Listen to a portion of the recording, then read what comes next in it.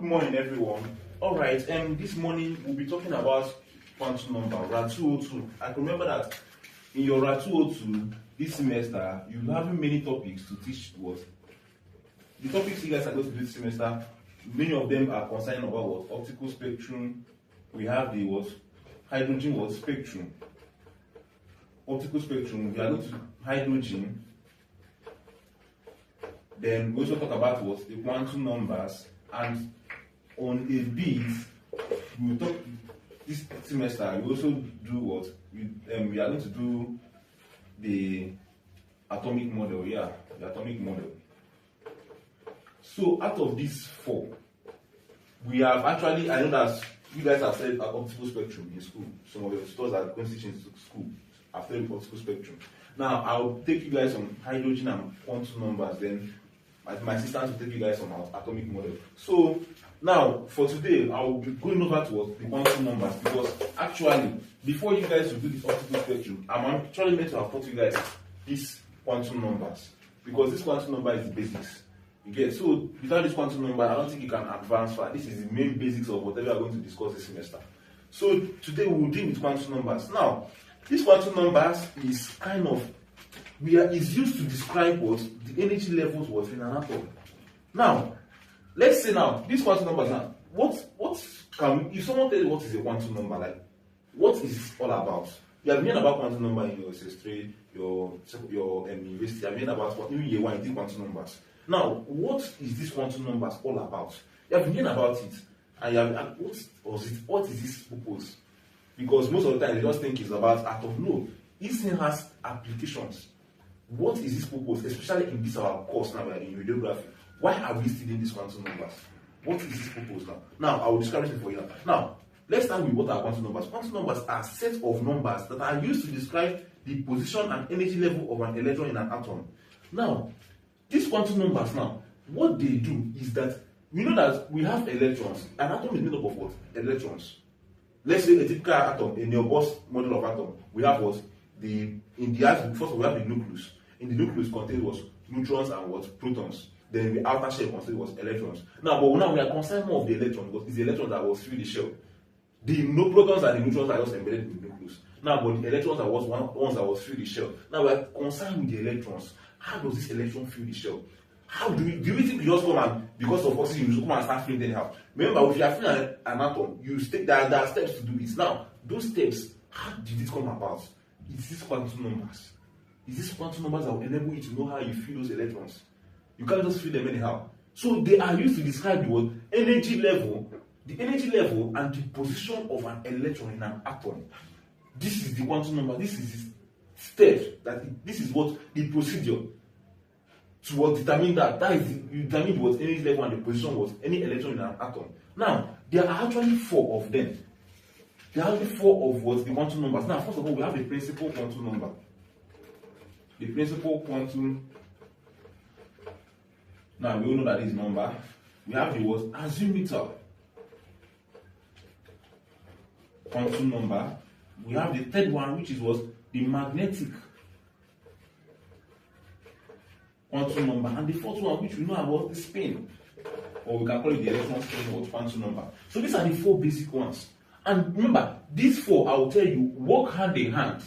Do you get? This one can't do without this one. This one can't do without this one. This one can't do without this one. Do you get? If you don't know your principle, and you can't find your azimuthal. Do you understand? So this works hand in hand, and this is the procedure that is being taken to determine the position of an electron in an atom, or its energy level. Now, when we'll start with the principal quantum number, and we'll explain how this thing occur. Many of us know, but most of us just read and just cram. But this is not something that you cram. This is something that you have to know it, because it will help you when you are advancing. You know all these things. You understand? So we'll start with the principal quantum numbers. Now, let's move over to the principal. Now, this principal quantum number is denoted by M. The symbol is M. Now, what is this principal quantum number? Now, whenever I hear something as principal, what does it mean? Principal means this is the main thing. This is what the main thing, like the first thing, the basic thing. You can even call it basic quantum. Yeah, this is the basic thing that will enable you. Without this, you can't advance. You can't know the azimuthal. You must know this one before you can even know the azimuthal. Do you understand? Now, what is the principal quantum number? This number describes the energy level of an electron inside an atom. It describes the energy level of an electron inside an atom. Now, let's say that this is an atom now. We will not bother drawing the nucleus and let us focus on the shell. Now, you know that these are different energy levels. The first shell, the second shell, no matter the higher you go, the higher the energy level. Now, this inside this shell is what we remember. Let's describe this as 1, 2, 3. Now, this is what n is what 1, n is what 2, n is what 2, n is what 3, and we keep advancing. Now, what do you see from here? You see that this principal quantum number is trying to assign energy levels to different electrons that fill up the shell, the atomic shell. You get it assigns number to them and shows the energy level of each of these atoms. Now let's assume that we fill this with oxygen now. I'll use oxygen as my reference point in this class. Now let's assume we want to fill this with oxygen now. You see that oxygen will occupy here 1, 2, right? We move over to advance where 1, 2, 3, 4, right? Then we now fill 2 of them, 6. You see that the filling of this electron, this atom, stopped in what? N is what was 2. That means the principal quantum number of this oxygen is what? 2. Do you get? So as the same thing, if you want to do for sodium, let's do for sodium. You know that sodium is what? Sodium is, the atomic number of sodium is what? 11, right? Now we want to fill. If we fill here now, 1, 2, right? We are fill here 1, 2, 3, 4, 5, 6, right? We fill it 7, what? 8. We still come and what? Fill here, which is what? 9, 11, right? This is what? 2. This is what? 8. That is 10. Then it was 11. Now, you see that what? The filling stopped in what? N is equal to 3. That means the principal quantum number of this sodium here is equal to what? 3. Do you understand? N is equal to what? 3 for sodium. Now, do you get what I'm trying to say now? This is just what? It describes what? The energy level of each electron in what? An atom. Do you get? So that is that for what? Principal quantum number. Now, we move over to what? Azimuthal. And remember, I told you that each of them have what? A relationship. Don't worry, we will see the relationship. When we describe the azimuthal principle, I will tell you the relationship between the principal and azimuthal. Now, the azimuthal quantum number. This is just telling you about the shapes. It tells you the shape. Now, let's see what you have here. Now, we see that azimuthal quantum number, this number describes the shape of the sub-level within an energy level. It is indicated by the symbol L.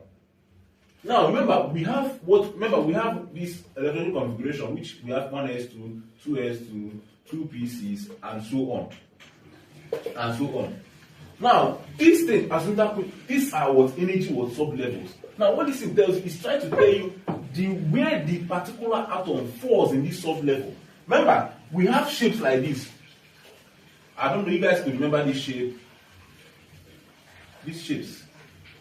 We have the one that came like this, something like this, something like this, something like this. And we have the one that came like this, something like this, something like this, something like this. Sorry, I cannot really draw, but you guys just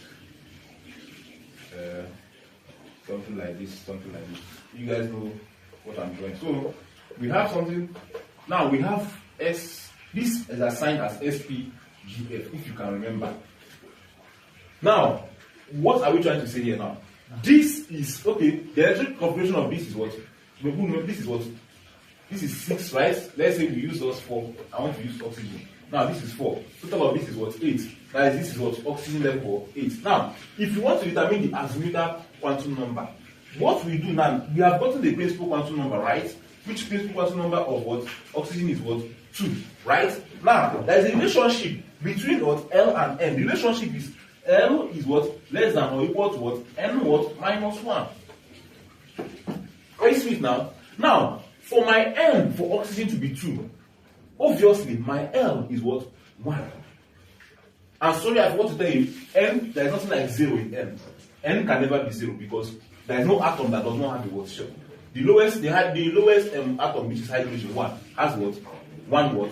Principal quantum number, which was here is N is what? 1. So you see that 1 cannot be 0. So N is what? 2. But you see that L can be 0 because if my N is 1, that means my L will be what? 0. Now you see that what? Since N is equal to 2 here in oxygen, my N minus 1 will be what? 1. That means my L will be what? 1. I see it now. Can you see it now? You see how this thing relates? Let's say that my n in any atom now is equal to 3. My L will be what? Equal to what? 2. Can you see it now? 2. You get what I'm trying to say? So that is the relationship between what, both of them. If my n is 4, my L will be what? 3. N minus 1. 3. You get? So, and remember, it's not just only 2. It can be, remember I told you that it's less than or equal to n minus 1. Since, okay, if my L is what? 2, that my n is what? That means my L will be 0 or what? 1, because 0 is less than 1. You get? If it's 3, that means my L will be equal to what? Either is 0 or 1 or 2. It can fall with any of these. Do you understand? Now, so this is what for that of what? The what? Azimuthal what? Quantum number. Now we move over to the next one. This, the third one is what? The strain, the magnetic quantum number. Sorry to say. Magnetic what? Quantum what? Number. The magnetic quantum number. Now, what does this magnetic quantum number describe? Now, this magnetic quantum number describes the orbital within what? A sublevel. It describes the orbital within a sublevel. That is this sublevel we are talking about. This is the region where the probability of finding an electron is what? High. Do you understand? Now, let's go back. That means, now, let's say, remember I told you that there is a relationship between each of them. Now, this azimuthal quantum number and the magnetic quantum number has a relationship. Now, let's go back to the relationship. Now, remember, this is the symbol for what? The symbol for this is ML.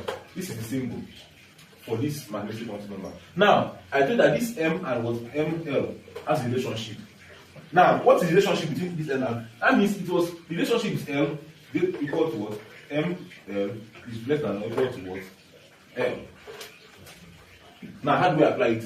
Let's assume now that they give us a equation and they tell us that the principal quantum, let's say that the principal quantum number now is N is equal to 3. Now, from what we have seen so far, L will be equal to what? 2. N minus 1, which is what? 2. Now, since L is equal to 2, what will now be the magnetic quantum number? Remember, we said that it is the substrate where the probability of finding an electron is what? High. Now, that means for L is equal to 2, that means the magnetic quantum number will equal to anywhere from minus L to what? Plus L. That it will now be equal to what? Minus what? 2, minus 1, 0, 1, and what? 2. I see it. That means what? My magnetic, my M per L is equal to what? Minus 2, minus 1, 0, 1, and 2. Do you get it? Now, if I also want to do the same thing for any other, let me say, I want to do what? N is equal to 2 now. Let's say N is equal to 2. What will be my ML? For my ML, for me to get my ML, that is the magnetic quantum number, I have to get my L. Remember I told you that they are interrelated. Now, my L here will now be what? 1. For my L here to be 1, that means my ML will now be what? Minus 1, 0, and what? 1. Can you see it now? Now, this thing that is showing you what? The places, the sub-levels where what? The probability of finding an electron is what? High. Because when we talk about the spin, you will see why this is what's relevant. You see why the electron spin also relies on this to get this what spin, the spin orientation. Now, let's now go back to what? The electron spin. We go back to the electron spin now.